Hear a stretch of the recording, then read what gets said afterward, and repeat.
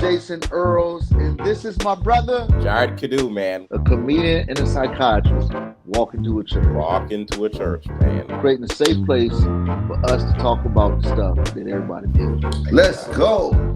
Yes, We are sir. back. Our last time together, man, we really dove into just some more about parenting and why we do what we do. Both you and I feel like we didn't give enough. We gave some, but we didn't give enough practical application on how to shift, or as my guy said, man, how to reverse the curse. Of course, we know under Christ Jesus, the curse are broken, but how do we reverse these patterns of damaging our children psychologically from our own trauma? Exactly. No, and that is such a key question, because it is not an easy thing, right? Yeah. So it is not something where I firmly believe that, when we become Christians, God starts to transform us, right? Yeah. But the work of transformation requires our involvement, right? So we have to do certain things to start to change things within us, or else we'll stay exactly where God found us. So when it comes to like being different as parents, it's the same thing. We can be exactly the same parents that we were when we became Christians,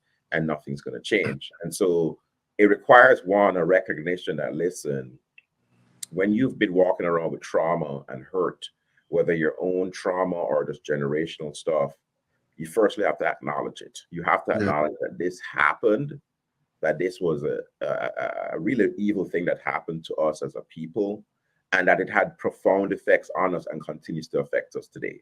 Yeah. Period, point blank. And you becoming a Christian does not change the fact that those things happen to you. You have to first acknowledge that. And then you have to say to yourself, okay, what is going on in our families? Let's make an analysis of what's going on in our families. So we talked a lot about that, wherein a lot of the times we parent from a place of wanting to protect our kids from bad things. And so we parent them in a way where what we do is to keep them safe and to keep them alive. Yeah. But not to help them to thrive, right? Wow. So thriving is not happening, right? You're surviving, but you're not thriving. Right. If you're in a situation where survival is all that's on the table, you take survival. But when things start to change, you got to also realize that God didn't just make us to survive; He meant us to thrive. Yeah, it's funny, man, because that what that looks like is parents yelling at you for you doing something. I don't care what stop it. Like yes. I don't care how you feel, as long as you're safe. Like I don't care how you feel. Exactly. But my headspace is gone. Right. Exactly. And so that we put constraints on our kids in a way that we limit them without realizing that we're limiting them in terms of their individual growth as people. And that affects them, in their relationships when they get older, that affects them in their careers, all that kind of stuff, because you have a small-mindedness. Because if you're just about survival, nothing else really matters. Yeah. But when you're trying to move past that, other things start to matter. And you have to have the skill set, right? The skill set to navigate these bigger things. And the important word is skill set. Yes. Skill set. How do you notice a skill is not a gift. A skill is not a gift. Yes. A gift is given to you. A skill is acquired and sharpened over time. Yes. So there are three verses that come to mind as I think through this.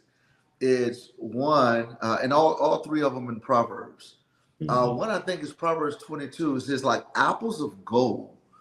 So is a word fitfully spoken. Yes. And so, man, how do we, what does that application look like, man? Giving a child, man, a golden apple in the midst, with your words. The second is Proverbs 10. I think it's Proverbs 10:11 that says, the mouth of the righteous man is a well of life. Yes. So what a righteous man communicates gives life to his children. And even though, like you said, man, sometimes you might be safe, you can be safe and lifeless. So your children can be in a place where they're safe and they're protected, but really they're like walking dead children because of the trauma that parents given to them. And then the last proverb is I forgot where this is, but it's a woman builds up her house with her hands, but tears it down with her words. Right. Dude, Right. so what are some? I think of the first way that I see that. I see it modeled by God the Father Mm-hmm. when Jesus was baptized by John the Baptist. Yeah. And here's what this is one principle that I've taken is the Father publicly affirmed his Mm-hmm. Son. Yes. Yes. This is my beloved In Son, who I'm well pleased. and whom I'm well pleased. Right. And this is before he does anything of note, right? In the sense that he hasn't done anything to say, hey, man, announcing to the world that I am the Son of God and this is who I am. He hasn't done anything yet, right? In terms of what we would think performance wise. He hasn't Sweet. performed. And so the fact that he's well pleased in him, that is the basis, I think, of like what we're talking about. Like, what does it mean to practically now start to help your kids? Right. And I think one of the things we have to do is that we have to let our kids know that we love them, that we care about them, and that we will love them no matter what is going on. Bro. Right. No matter what is going on. Dude, what's funny is not only do kids need that, but spouses need that as well. Oh my God, we all need that, right? We like, and that's the thing is like we're just kids in big bodies as adults, Yeah. so we need that just as much. But our kids need it so much because we're the ones who got us tasked to be the primary people to do that for them. Indeed. So, give me an example of what that looks like in your life, or just in a general sense in a parent. What does it look like? Right. So, I have two kids, right? And Yeah. so I have a son who is 11, finishing up 5th grade, a daughter who is in 3rd grade. And, my son, at times struggles with perfectionism. Yeah. He struggles with perfectionism. And the thing about perfectionism in the real world is that perfectionism can get you rewarded, right? Because if you're doing things at a high level all the time, people are like, man, this is great, keep it up, right? Right. But the thing about it is that it's poisonous to you. Like perfectionism is poisonous to the soul. You will find no joy in it, right? No matter what you accomplish. Oh, I wish I could pause right there, but keep going. So one of the things I talk to my son about regularly is like, son, look, I want you to do well, but I don't want you to do well because my love for you is going to be based on how much you do or you don't do. Yeah. Whether you are doing very well or you're failing all your classes, I'm going to love you no matter what. I'm going to care about you no matter what. I'm going to value you as a person no matter what. You will always be my son. And I tell that to him regularly, right? And I say, listen, I want you to do well in your classes because that's good for you. Right. Not because it's a measuring stick. And if you have a bad day at school, or even if I'm frustrated with you because of something you said or you did, that does not diminish my love for you. Yeah. Right. And so I tell him that regularly because I'm trying to feed his soul. Right. I'm trying to feed his soul. So listen, my responsibility that God, and I tell him that God gave me this responsibility. Right. God gave me the responsibility to love you and to show up for you in the same way God shows up for me. And so I'm going to tell you to the day I die that I love you no matter what you are doing with your life. Absolutely. Can I add to that? This is one thing that I've done with my children is, particularly my oldest son, I remember he wrote a list of everything that he wanted to, his teenage goals. When he did this on his own, man. Right. He wrote down some things that he wanted to do by the time he was 18. And there were some biblical things in there, some family things, like getting his license and taking his siblings somewhere.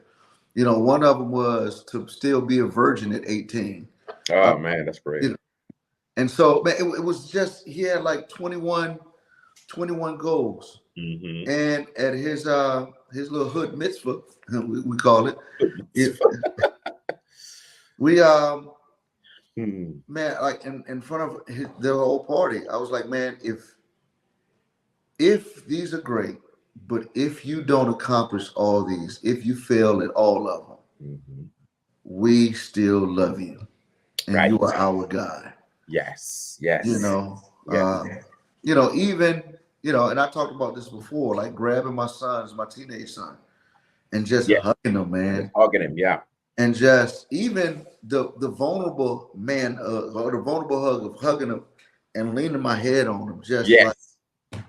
man, I love you. Man, that's listen, man. I gotta applaud that because especially with our sons, because I think we do it a little easier with our daughters, right? Yeah, But especially with our sons, like our sons need us to touch them. yeah, Our sons need us to hug them. Like, and so love is shown in different ways. So another practical way right, that you show love for your child is to hug them, just to put your hand on their head, right? yeah, Things like that, just to say, listen, man, you are so important to me, period. yeah, Period. And I want you to have a great big life, but no matter what your life looks like, I'll always love you. absolutely, absolutely, dude. And yeah, and with daughters, okay, how do what's one way that you affirm your daughter or speak life to her? Man, and I would say one thing I try to do for both my kids, really, because I think this is so important, especially a Christian home. It's like, okay, the most important thing I want for you, like this is the thing I want for you the most, is for you to have a great relationship with God. Yeah, Like that is the thing I want. Like everything else, honestly, doesn't matter nearly as much. right. You're nice, but it doesn't really like if you only have that, then I can die happy, right? Yeah, Like that's the thing. So I tell them that regularly. But my daughter specifically, I really try to lift her up. So, she's smart and I tell her she's smart regularly, right? I yeah, tell her she's beautiful regularly, right? yeah, I hang out and just have fun with her regularly, just like with my son as well. right. But what I really try to do, because unfortunately, Black beauty is oftentimes critiqued in the world, right? Yeah, That's just a reality of it, and I want her to know that one, she's beautiful mostly because, or most importantly, because she's made in God's image, absolutely. right? So her Yeah, that beauty can never be taken away, right? And then secondarily, she's just beautiful. Like I yeah, look at her and say, you look very pretty in that dress, you look really nice today. yeah, And I say things like that because I know that the world is going to tell her different things at times. And I want her to be secure in the knowledge that God thinks that she is a wonderful person, period, point blank. absolutely. It's developing those habits of authentic admiration for our That's daughters. it. Exactly. But like you said, man, it's affirming the outer beauty. But I love just commenting my daughters on their inner beauty. Exactly. I'm like, man, charm is deceitful, beauty is vain. A woman should fear the Lord, shall be praised. And Exactly. just like, man, I wish I had a friend that was a female like you when I was your age. Yeah, that's great. Like That is just like, great. man, it's whoever the dude is that you decide to say yes to, if you in fact decide to say yes Yes. to anybody, like, man, that brother is going to be an extremely blessed man because of Yes. you all. Yes. And even affirming their mother, but even affirming them, Yes. their mother. Like I sometimes like they'll say something positive to me, or say something to make me better. Like, man, you just like your mama. I'm Yes. like, Yes. and my wife's name is Terry. So I'm like, get it, little Terry. Right. And I say that with them by themselves, like nobody else around. We'll be in the car. Yes. They'll, Yes. they will emulate one of the beautiful characteristics of my wife, and I call him Little Terry. And when I do that Yes. little smile, it's like that's an honor to them. Yes. Exactly. Because if you esteem your wife, especially in front of your kids, when you say stuff like that, it's like, man, for your kids, the parents is the goal. For your daughters, many ways, the mom is the goal. Like this is the standard. Yeah, And so absolutely. when dad is saying to me, hey, you're looking like you're meeting that standard, that is like that's so affirming, right? Yeah, That's so affirming. And so, you're speaking life. So the scriptures talking about speaking life into each other through the word, right? And so when we yeah, do things like that, we are literally speaking life into our kids. yeah, absolutely. And right now, I would love to give everybody else who's watching and listening the opportunity to speak life into us and others. So if you Yes. could, just write in the comments or tap like, man, what are some things that you do? What's one thing that you do? One thing per line. If you got like 5 things, just come back and type Mm-hmm. 5 times. Or what's something that you do to affirm your kids, to speak life to your kids?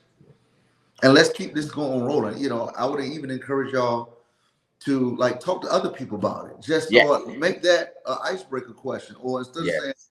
man, the weather's good out there, it's like, yo, how do you affirm your kids? Yes. Yes. Yes. Yes. Yes. Yeah. Listen, man. Listen. And I could go on a soapbox about this. So I'm gonna go on a soapbox and jump right Soapboxes, back brother. off. I'm gonna jump right back off. I don't want to spend forever on it. But I tell you what, we spend a lot of times doing things with our kids or doing things for our kids. So we're taking them to practice. We're having them in all of these clubs and all these things that we think is gonna, develop them and help to grow them, Yeah. right? But I think the thing that we really miss is just spending time with our kids, just talking to them and just getting to know them, right? You know, Yeah. and just like you don't have to do a bunch of clubs for your kids to understand that hey, you're investing with them. That's Like good. your time is like the most valuable thing you can give to your kids. And when we do that, and instead of getting caught up with like all these activities, which the activities are fine, but a lot of times we are doing activities, but we're not being with them. One of the best buttons on your phone is this one right here. Yes. Oh, yes. Yes. And just instead of being like this, we miss so many opportunities. Miss so many things. Yeah. Yeah. And it's easy because like, you're tired from the day, all that kind of stuff. You jump on your phone and then you just kind of veg out a little bit and you're semi-present. But I always say, listen, it's better to spend a good 15, 20 minutes, just you and the child, as opposed to I'm going to spend 2 hours, but I'm not really present with you. It's better to Yeah. spend 15, 20 minutes just talking and say, hey, this is my quality investment time with you today, just to kind of see what's going on with you. And that tells them that they're important. Yes, sir. So That tells them good. they're important. And when we don't do it, it also sends a message to them about how important they are. Even if you have them in 100 activities, you're like, of course I care about. Look at all these things I'm doing for you. Yeah. Yeah, all those things don't matter. It's the same way with God. Doing stuff for God is not nearly as important as being with God, So right? good, brother. So you could be very busy doing stuff, but you're not spending time with Him. That's sending a message. And the same thing That's with our kids. be a Mary parent instead of a Martha parent. Yes, yes, Yeah. yes, So yes. that's good stuff, man. Yeah. The other thing I would add practically in terms of like, because some of the times we also need to, there may be certain things that are hardwired into us as parents based on stuff that has happened to us. Yeah. We may practically need to go beyond just like, hey, reading good books and spending time with God. Like those things are important to kind of help to change ourselves and be better people, right? But Right. I'm putting it out there, like we need to also be open to things like professional help. Like, hey, I may have certain issues where like my kids just trigger me all the time. They get me angry Yeah. all the time. Okay. Well, it's not your kid's fault, right? Right. Kids are being kids a lot of the times, and we are getting mad and losing it and all that kind of stuff. There's stuff internally we need to work on. So Yeah. that may mean that we have trauma we need to address in therapy, that kind of thing, because having a therapist and loving Jesus are not contradictory things. Yes. Absolutely. You know? I told some people one time that I had a session with a therapist, and they're like, Yeah. I'm like, Yeah. yeah, I did. Yeah. But again, it's you know, you you might think something is wrong with your car, but you're not a certified mechanic. Yes. You take that certified mechanic, he's like, well, no, that noise is making that noise Mm-hmm. for Y, not X. You think there's noise in your house Mm-hmm. because of this person. Yes. It's Yes. noise in your house because of this person. Mm-hmm. And they Exactly. can lift it up and look underneath there and say, okay, here's what's going on underneath the hood. Exactly. Exactly. Exactly. Absolutely. Yeah. Yeah. Good Yeah. stuff, brother. Yeah. And I got 1% and a plug, a missing plug. So I think we'll have to. No problem, man. Let's lock it down, man. So yeah. I mean, yeah. So I mean, I think those are the big things, man. Like you have to, you really have to set goals for yourself as a parent. Like, what kind of parent do I want to be? Yeah. Right. Like, and see how am I going to work towards that? What are the practical things I can do? What are the changes I can make in my schedule? Say, hey, I'm going to spend time with my kids regularly. I'm going to speak life into them regularly. I'm going to show affection to them regularly. I'm going to direct them towards God practically. Right. And if I have stuff going on inside of myself, I need to work on those things. And if that means seeing a professional, do that. Because where can I go to? Where can I go to find a good and trustworthy professional? Okay, so there's a couple websites. So one of them is Therapy for Black Girls, and I think there's also Therapy for Black Men as well.com. Yeah, those are two good websites. And then psychologytoday.com has a listing of therapists throughout the country that take in different kinds of insurance and so forth. You know, those are really, really good resources to check out, because you want to make sure you're working with a professional, right? Absolutely. You want to make sure you're working with a professional, and you want to make sure that you're not just trying to manage things yourself. And just talking to a good friend is good, but that's oftentimes not enough. We need to talk to professionals. But this is what they do for a living, right? And to try to find, especially somebody who is a good Black therapist, especially for Black girls and for Black men as well. You know, those are good places to find good Black therapists, right? Because from a cultural standpoint, just understanding where you're coming from, finding somebody that you can align with from a cultural standpoint, actually improves therapy. It makes therapy better when you can talk to somebody who understands what it is to live in the body that you live in as well. Context is everything. Yeah. Yep. Good stuff. So there you have it, y'all. Psychologytoday.com. Psychologytoday.com. Yeah. Black girls. Yeah, therapyforblackgirls.com. Mm-hmm. Therapyforblackgirls.com and therapy for Black boys. Yes. Sweet. Let's be proactive in the way that we affirm our children and the people who we love in our lives. Amen. That's it. For this time, for a comedian and a psychiatrist walking to a church. Peace. All right, guys. Take care.